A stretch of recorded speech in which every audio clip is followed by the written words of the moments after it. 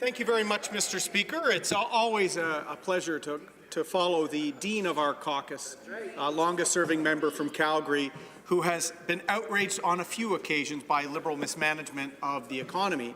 And that's what I'm going to spend a few minutes on in my remarks today, Mr. Speaker, on Bill C-86, the Budget Implementation Act.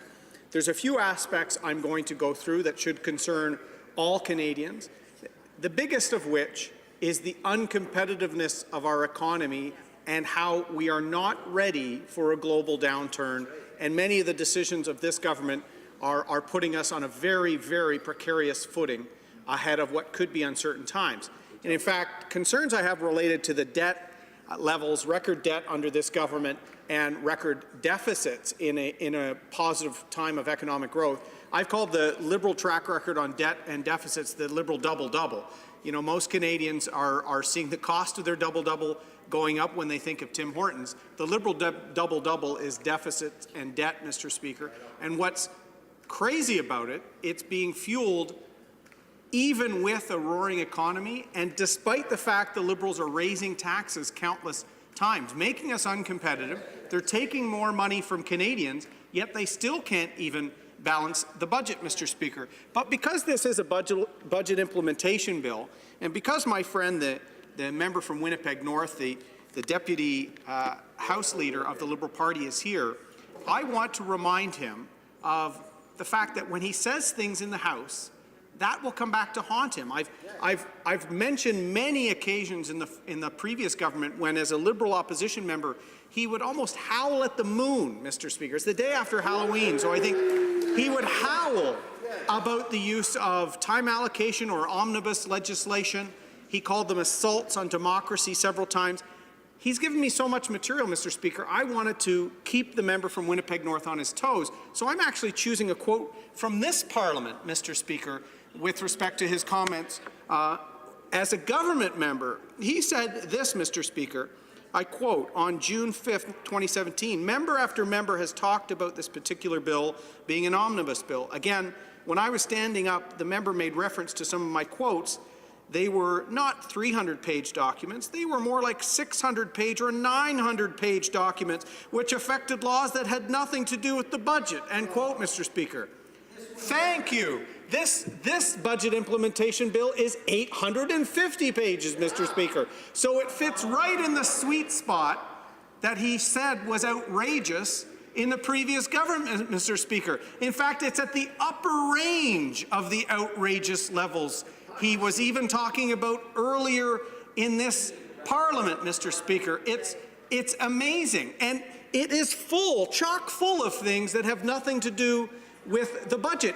In fact, my friends recognize the fact the Liberal member from Sackville, Musquodoboit, Eastern Shore was quoting the veteran ID bill, or the veteran ID card that I announced as minister, Mr. Speaker.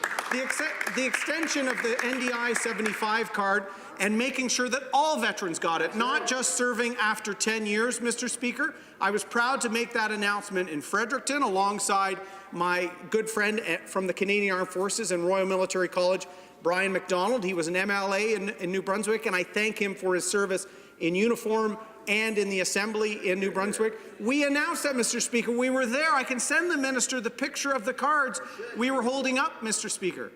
But that's in the budget implementation bill.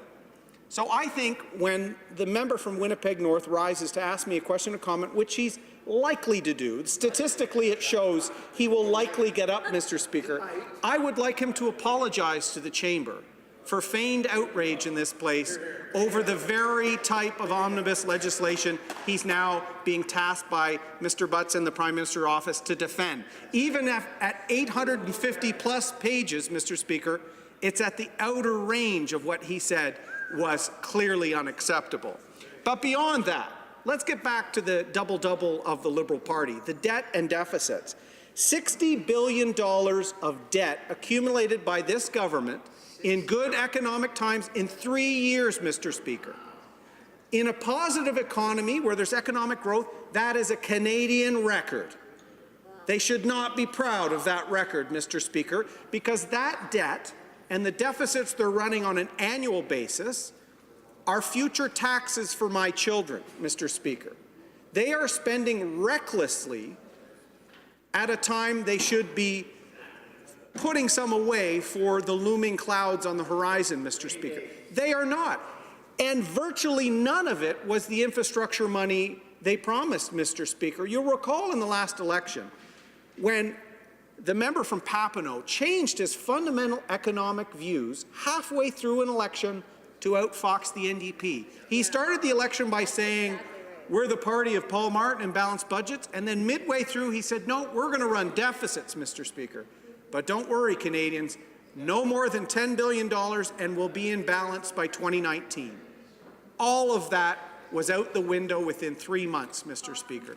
They have run deficits in the $20 billion or $20 billion plus range every single year. And what's more egregious, Mr. Speaker, they received $20 billion last year in extra revenues because the economy is strong, because the Conservative Party put it on a footing that when the American economy recovered, which it has, we would be booming again. So when they quote how Canada's growth was tepid during the global recession, go and see how our G7 allies were doing. We were the only one with a balanced budget, the only one that balanced their budget without raising taxes. We lowered taxes, Mr. Speaker, and even the tax reduction of the small business rate that we had planned to 9%, they canceled it at first, Mr. Speaker.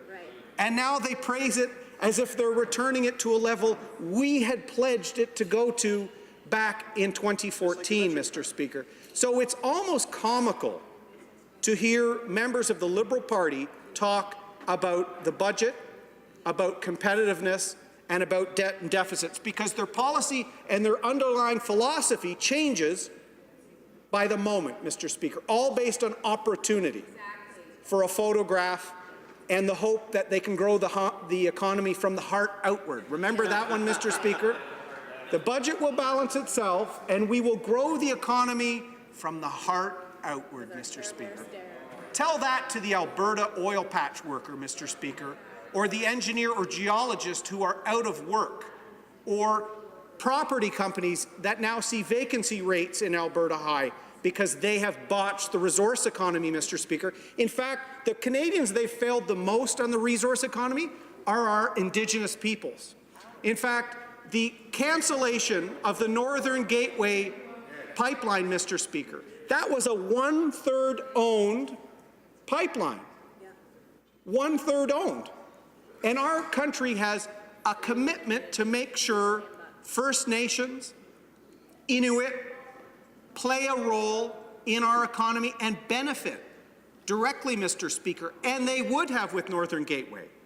They canceled that on a whim, brought in C-89, which led to the cancellation of Energy East, and then they were forced to buy Trans Mountain when the company was leaving Canada. Why were they leaving Canada, Mr. Speaker? Because we're not competitive. In fact, Jack Mintz, the leading tax authority in Canada, warned of a competitive tsunami, Mr. Speaker. That is his quote. Why? Because in 3 years, while racking up $60 billion in debt for our children and grandchildren, they have raised taxes on everyone. They've raised personal income taxes, they've raised corporate income taxes, they have raised payroll taxes, they have introduced a carbon tax, all in the middle of good economic times, Mr. Speaker. And in the last year, the United States is going in the opposite direction.